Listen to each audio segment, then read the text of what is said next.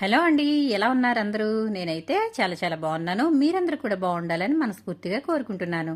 సుగుణ వంటింటికి స్వాగతం. ఈ రోజు మన వంటింట్లో స్పైసీ ఫ్రై పీస్ బిర్యానీ ఏ విధంగా తయారు చేసుకోవాలో చూద్దామండి. ఇది చాలా టేస్టీగా ఉంటుంది. రెస్టారెంట్లలో టేస్ట్కి ఏమాత్రం తగ్గకుండా అదిరిపోయే టేస్ట్తో అయితే మనం ఫ్రై పీస్ బిర్యానీ ఏ విధంగా తయారు చేసుకోవాలో చూద్దామండి.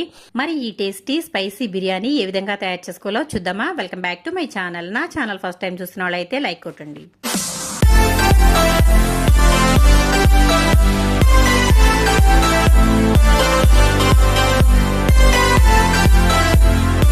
నేనైతే ఇక్కడ 1 కేజీ వరకు చికెన్ అయితే తీసుకున్నాను. నేను ఇక్కడ పెద్ద ముక్కలుగా కట్ చేయించానండి. ఈ విధంగా అయితే బాగుంటుందని చెప్పి కట్ చేయించాను. ఒకవేళ మీ దగ్గర చిన్న పీసులతో కూడా బిర్యానీ చేయాలనుకుంటే అది కూడా చేసుకోవచ్చండి. టేస్ట్ అనేది ఏమాత్రం మారదు. అలాగే దేంతో చేసినా ఒకటే కాబట్టి ఈ విధంగా అయితే